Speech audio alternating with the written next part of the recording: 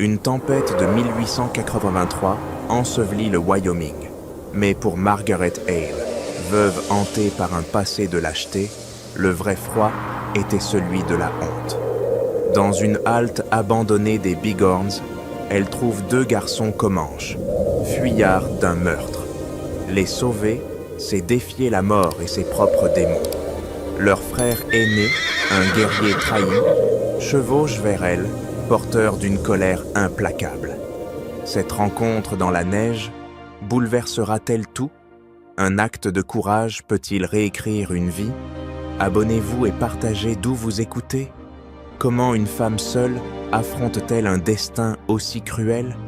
Et que laisse un frère en guise d'adieu? Découvrez la suite, vous serez surpris. La neige tombait comme une sentence divine sur les vallées du nord du Wyoming. Un déluge blanc qui effaçait les chemins, les espoirs, et jusqu'à l'idée même d'un lendemain. C'était l'hiver 1883, et dans l'ombre décharnée des montagnes Bighorn, Margaret Hale, une veuve aux traits burinés par le temps et le remords, s'accrochait à une halte de diligence abandonnée, un squelette de bois battu par le vent. Jadis infirmière pendant la guerre civile, elle avait pansé des blessures béantes sous des tentes gorgées baignées de sang, mais un souvenir la poursuivait, plus tranchant que n'importe quelle baïonnette, celui d'un enfant autochtone, blessé, qu'elle avait abandonné à son sort par peur des représailles.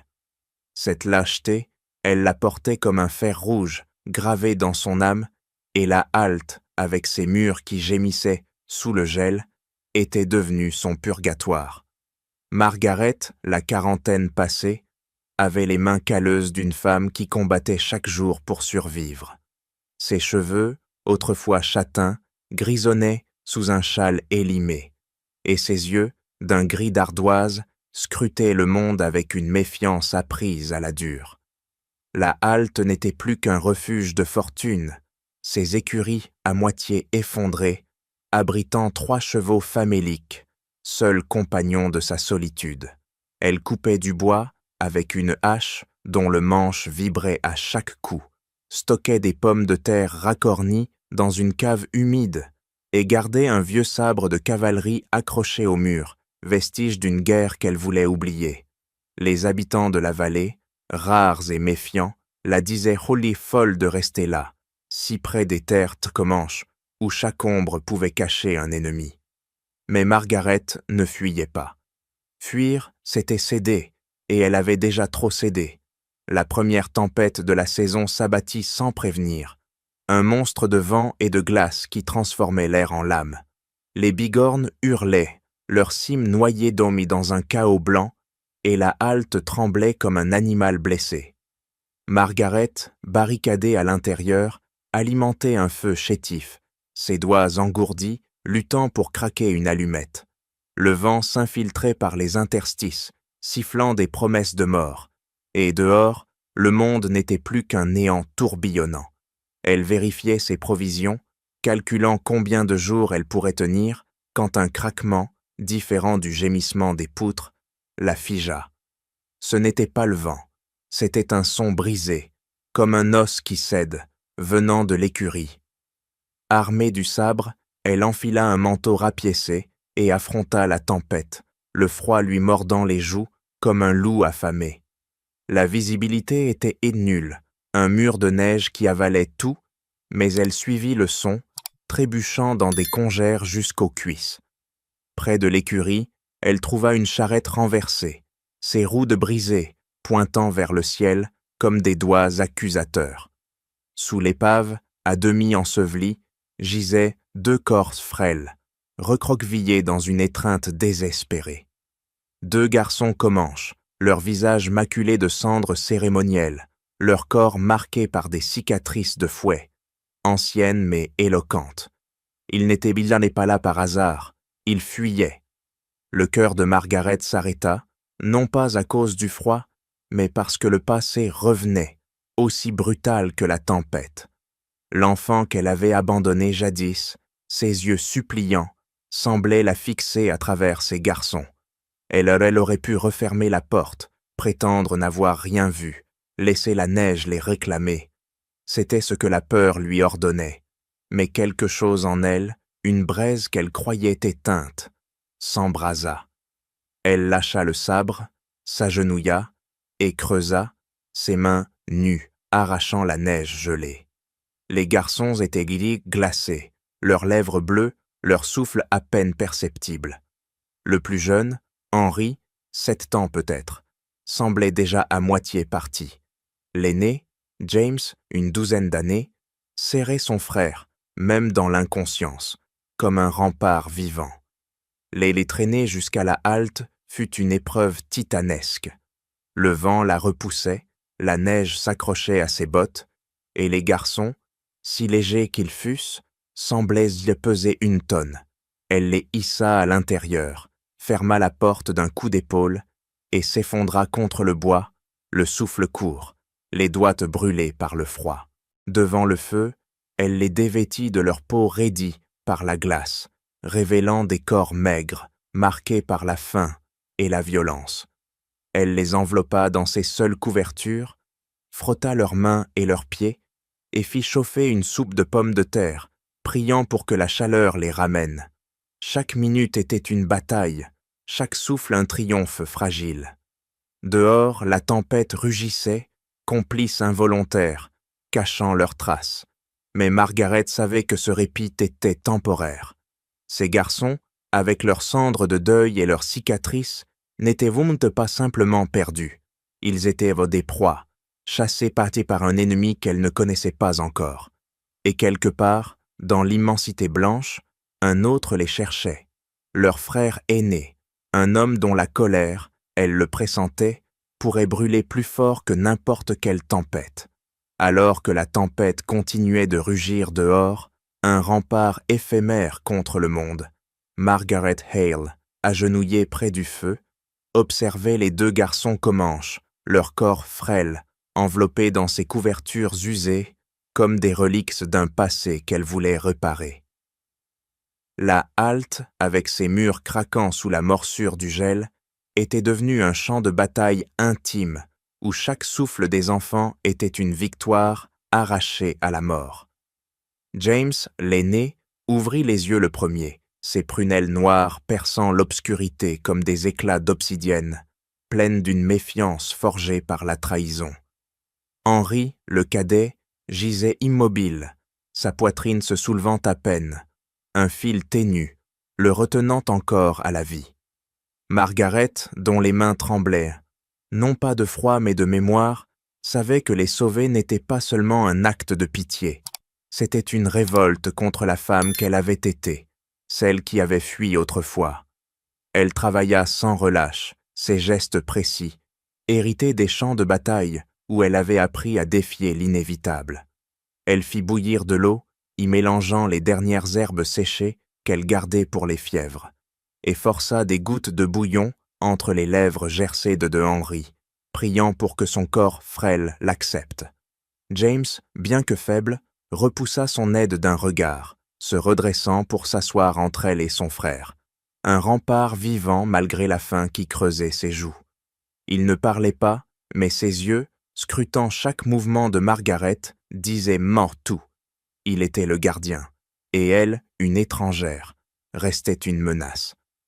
La halte, éclairée par la lueur vacillante du feu, vibrait d'une tension silencieuse où chaque craquement du bois semblait annoncer un danger plus grand que la tempête. Margaret, habituée à la solitude, sentit le poids de ses regards, comme des aiguilles piquant sa conscience. Elle se souvenait des tentes de la guerre civile, des soldats agonisants qu'elle avait sauvés, et de cet enfant autochtone, abandonné sous un ciel de cendres parce qu'elle craignait les représailles des officiers. Ce souvenir, acide et persistant, la poussait à agir, à prouver qu'elle pouvait être plus que ses erreurs. Elle tendit à James un bol de soupe fumante, ses mains calleuses effleurant l'air froid entre eux. Il hésita, puis accepta, non par confiance, mais par nécessité, ses doigts d'homme maigre serrant le bol comme une arme. Henry, réveillé par l'odeur, murmura un son faible, presque un pleur, et James, oubliant un instant sa garde, lui porta le bouillon, ses gestes doux contrastant avec son regard d'acier. Au fil des heures, la tempête devint une alliée involontaire, scellant la halte dans un cocon de neige. Mais Margaret savait que ce refuge était temporaire. James, malgré son silence, parlait à travers des gestes. Il prit un morceau de cuir usé, trouvé dans un coin de la halte, et avec un éclat de charbon, dessina. Des lignes brutes prirent forme. Un homme à plumes, tombant sous une ombre massive. Deux petites figures fuyant dans un tourbillon de traits. La tempête. Il pointa l'ombre, prononça un nom. Varley, avec une haine qui transcendait la langue. Margaret tressaillit. Amos Varley, cet officier qu'elle avait connu pendant la guerre, un homme au sourire mielleux et aux mains tachées de sang, était devenu un spéculateur de terre, un prédateur drapé dans l'autorité. Les garçons n'étaient pas perdus, ils étaient d'imouchek témoins, des proies. Cette révélation transforma la halte en une forteresse assiégée, non par le vent, mais par un passé qui refusait de rester enterré. Margaret, dont le cœur battait à un rythme de tambour de guerre, comprit que sauver ses garçons signifiait défier Varley, un homme qui n'hésiterait pas à brûler la vallée pour effacer ses crimes. Elle renforça le feu, barricada la porte avec une vieille caisse et vérifia le sabre, sa lame ternie mais toujours tranchante. Chaque action était un serment, un refus de reculer. James, observant depuis son coin, relâcha légèrement ses épaules, un signe infime de trêve, mais ses yeux restaient fixés sur elle, comme s'il mesurait l'âme de cette femme qui se dressait contre l'inévitable. La nuit s'épaissit et la tempête, loin de faiblir, sembla redoubler de rage, comme si elle sentait le drame qui se nouait à l'intérieur. Margaret, épuisée mais alerte, s'assit près des garçons, le sabre à portée de main. Elle ne dormait pas, elle veillait comme une sentinelle dans un avant-poste oublié. Henry, dont la fièvre commençait à céder, murmura dans son sommeil, un mot que James couvrit d'un regard protecteur. Margaret, pour la première fois depuis des années, sentit une chaleur qui n'avait rien à voir avec le feu, un élan de responsabilité, de défi, de rédemption. Elle n'était plus seulement une veuve survivant dans l'ombre des bigornes. Elle était une femme qui, face à deux enfants traqués, choisissait de se battre, non pas pour elle, mais pour eux. Alors que l'aube tentait de percer le voile blanc dehors, un silence soudain, plus menaçant que le hurlement du vent, enveloppa la halte. La tempête s'essoufflait, et avec elle, le bouclier qui cachait leurs traces. Margaret, le cœur serré, comprit que le monde extérieur reviendrait bientôt, avec ses chasseurs, ses mensonges, et un frère aîné dont la colère, elle le devinait, pourrait tout consumer sur son passage. Lorsque l'aube, pâle et cruelle, perça enfin le linceul blanc qui enveloppait la halte, le silence qui suivit la tempête était plus lourd qu'un tambour de guerre, un avertissement que le monde, avec ses ombres et ses chasseurs, reprenait ses droits. Margaret Hale, les yeux rougis par une nuit sans sommeil, serrait le manche usé de son sabre de cavalerie, son regard scrutant l'horizon à travers une fente dans les volets. La neige, étincelante sous un ciel d'acier, trahissait désormais chaque trace, chaque pas, comme une accusation gravée dans le cristal. James et Henry, blottis près du feu, semblaient sentir ce changement, leurs murmures en comanche s'éteignant sous le poids d'une attente oppressante. La halte, jadis un refuge, était maintenant une cible, et Margaret, debout comme une sentinelle dans un fort assiégé, savait que le frère aîné, dont la colère avait été pressentie dans l'obscurité, était proche. Un craquement sec, comme une branche brisée sous un sabot, déchira le silence. Margaret retint son souffle, ses doigts se crispant sur le sabre, tandis que James, alerte, se redressa, son regard d'obsidienne fixé sur la porte. Dehors, une silhouette se dessina à l'orée des pins, un cavalier solitaire dont le cheval, un Mustang aux flancs fumants, avançait avec une détermination qui semblait défier la neige elle-même. L'homme, enveloppé dans une cape de bison élimée, portait un arc en bandoulière et un couteau à la ceinture, ses cheveux tressés, ornés d'une plume de corbeau, symbole d'une autorité forgée dans la douleur. C'était Daniel, le frère aîné, un guerrier comanche, dont les yeux, sombres et perçants comme ceux d'un aigle, fouillaient de la halte avec une intensité qui faisait frémir l'air glacé. Il n'était pas venu en ennemi, mais comme un chasseur traquant ce qui restait de sa famille. Et Margaret, le cœur battant à se rompre, comprit que ce moment déciderait de tout.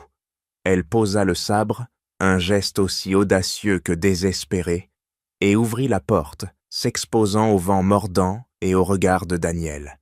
Il descendit de cheval, ses bottes ne faisant aucun bruit sur la neige tassée, et s'arrêta à 10 pas, son silence plus menaçant qu'un cri. James, derrière Margaret, murmura un mot. Daniel, chargé d'un mélange de peur et d'espoir, tandis que Henry, encore faible, se relevait, ses petits doigts agrippant la couverture. Margaret, sans armes, leva les mains, non en reddition, mais en offrande, et désigna l'intérieur de la halte où les bols vides et les bandages témoignaient de ses nuits de veille. « Ils sont vivants », dit-elle, sa voix rauque mais ferme, portée par une conviction qui surprit même son propre cœur. Daniel avança, chaque pas un verdict. Il entra, ses yeux balayant la pièce, notant les couvertures usées, le feu mourant, et les dessins de James sur un morceau de cuir, qui racontait là la trahison d'Amos Varley.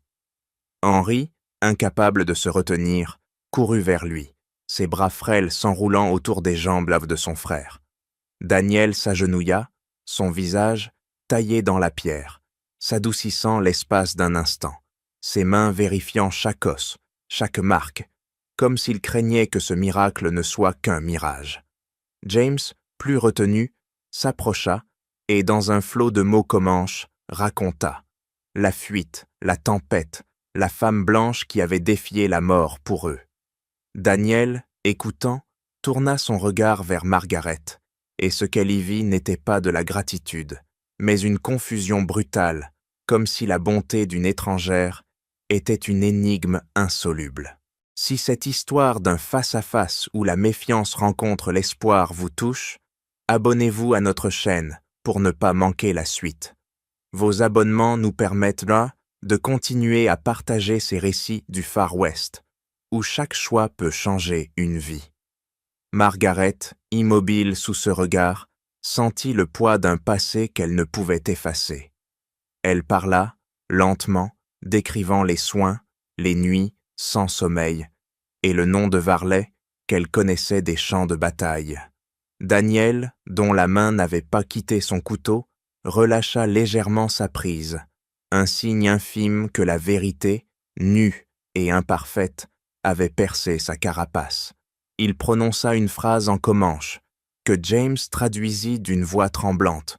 « Pourquoi » Margaret, sans détourner les yeux, répondit. « Parce que je ne pouvais plus fuir. » Ce moment, suspendu comme une lame au-dessus d'un fil, c'est là une trêve fragile. Daniel, dont la colère brûlait encore, accepta de rester, ses gestes mesurés transformant la halte en un campement de guerre. Il vérifia les volets, renforça la porte avec une poutre et traça des plans dans la poussière, ses doigts dessinant des chemins que la neige ne pouvait cacher. Margaret, observant ce guerrier dont chaque mouvement était un mélange de grâce et de menace, comprit qu'ils étaient désormais liés, non par la confiance, mais par un ennemi commun. Dehors, la vallée, lavée par la tempête, scintillait sous un soleil froid, mais des ombres s'agitèrent déjà. Les hommes de Varley, lancés sur la piste des garçons, approchaient, leurs fusils prêts à effacer les derniers témoins d'un crime. Alors que le soleil froid jetait ses rayons d'acier sur la vallée des Bighorns, révélant les ombres mouvantes des hommes de Varley tapis dans les pins, la halte de Margaret Hale, désormais un bastion précaire, vibrait d'une tension aussi affûtée qu'une lame de couteau. La trêve fragile, nouée avec Daniel, le guerrier Comanche, avait transformé l'espace exigu en un conseil de guerre, où chaque regard échangé entre eux portait le poids d'un serment non dit. La nuit, lourde d'un pressentiment funeste, s'abattit comme un voile de plomb, et avec elle vint une seconde tempête, non pas de neige, mais de fureur humaine, prête à tout balayer. Margaret, le sabre à portée de main, sentait son pouls d'Olly battre comme un tambour sous ses tempes, tandis que Daniel, silhouette d'ombre et de muscles, scrutait l'obscurité par une fente dans les volets, ses doigts caressant la corde de son arc. Le premier signe de l'assaut fut un hurlement, un cri de bête qui déchira la nuit, suivi du martèlement de sabots sur la neige durcie. Les hommes de Varley, 5 ombres armées de fusils et de torches, émergèrent dans des arbres, leurs visages tordus par une soif de sang masquée sous un vernis de justice. Amos Varley, massif dans son manteau de laine noire, menait la charge, sa voix tonnant comme un canon à travers la tempête naissante. « Hale, livrez les sauvages, ou cette halte brûlera avec vous. » Margaret, postée près de la porte, sentit une vague de défi monter en elle, plus forte que la peur. Elle cria en retour, sa voix tranchant l'air glacé. « Ce sont des enfants, Varley. Partez, ou c'est vous qui ne verrez pas l'aube. » L'attaque éclata comme un orage. Une balle fracassa un volet, projetant des éclats de bois dans la pièce, tandis que les flammes d'une torche, lancée avec précision, léchèrent sur le toit de la halte, menaçant de l'embraser. Daniel, rapide comme un faucon, grimpa dans le grenier, ouvrant une trappe pour étouffer le feu avec une couverture trempée, ses mouvements fluides défiant les tirs qui sifflaient autour de lui. Margaret, accroupie derrière une table renversée, saisit son sabre, sa lame captant la lueur vacillante du feu intérieur. James, malgré son jeune âge, ramassa des pierres de près de l'âtre et les lança par une fente, visant les ombres mouvantes, ses yeux brûlants d'une colère héritée. Henry, terrifié mais refusant de rester inactif, empila des caisses contre la porte, ses petites mains tremblantes mais déterminées. Varley, voyant son plan échouer, changea de tactique. Ses hommes, utilisant l'écurie comme couverture, firent en pleuvoir une grêle de balles, chaque impact ébranlant les murs de la halte comme des coups de bélier. Margaret, le souffle court, comprit que la porte, leur point d'eau faible, ne tiendrait pas longtemps. Elle échangea un regard avec Daniel, qui, descendu du grenier, arma son arc avec une précision mortelle. Une flèche siffla, et un cri étouffé résonna dans la nuit, signalant un assaillant de moins. Mais Varley, enragé, força l'écurie, brisant une paroi adjacente avec une hache volée. Le bois céda dans un craquement sinistre, et il surgit, son fusil pointé, ses yeux luisants d'une haine brute. Margaret, sans hésiter, s'élança, son sabre traçant un arc argenté dans l'obscurité. La lame heurta le canon du fusil, déviant le tir qui se perdit dans le plafond. Varley, plus grand et plus fort, la repoussa d'un revers de main, mais Daniel, surgissant comme une ombre, planta un couteau dans l'épaule de l'homme, le faisant chanceler. James, saisissant l'instant, lança une pierre qui frappa Varley au front, un coup modeste mais suffisant pour briser son élan. Margaret, retrouvant son équilibre, abattit le pommeau de son sabre sur la tempe de Varley, qui s'effondra, son corps massif, heurtant le sol dans un bruit sourd. Le silence qui suivit était irréel, rompu seulement par le sifflement du vent et les gémissements des hommes de Varley, qui, voyant leur chef à terre, prirent sur la fuite, leurs silhouettes avalées de par la tempête. Daniel, le visage fermé, attacha Varley avec une corde trouvée dans l'écurie, tandis que Margaret, le souffle haché, vérifia que James et Henry étaient indemnes. La halte, meurtrie, tenait encore, ses murs portant les cicatrices de la bataille. Mais dehors haché, la tempête, comme un juge impartial, continuait de hurler, masquant les traces des fuyards et scellant pour un instant le sort des survivants. Alors que la tempête, dernier témoin de la bataille, s'éloignait en murmure dans la vallée des bigornes, laissant derrière elle un silence aussi tranchant qu'une lame, la halte de Margaret Hale, meurtrie mais debout, semblait respirer sous les premières lueurs d'une aube froide. Les murs, criblés d'impacts, portaient dans les stigmates de la nuit, et Amos Varley, ligoté comme une bête vaincue, gisait dans un coin, son regard éteint, trahissant la chute d'un homme qui s'était cru invincible. Margaret, le sabre reposant contre une chaise, sentait encore l'adrénaline courir dans ses veines, tandis que Daniel, le guerrier Comanche, veillait sur James et Henry, leur silhouette frêle, éclairée par un feu mourant.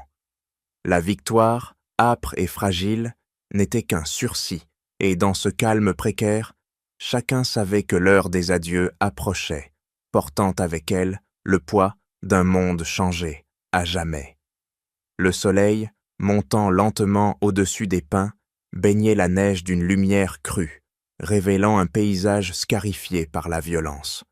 Margaret, les mains tremblantes, ramassa les éclats de bois éparpillés, comme si ranger les débris pouvait apaiser le chaos dans son cœur. Daniel, dehors, inspectait les traces laissées par les fuyards, ses yeux d'aigle scrutant chaque empreinte, chaque goutte de sang figée dans la neige. James, fidèle sentinelle, aida à panser une entaille sur le bras de son frère aîné, ses gestes précis trahissant une maturité volée par la tragédie.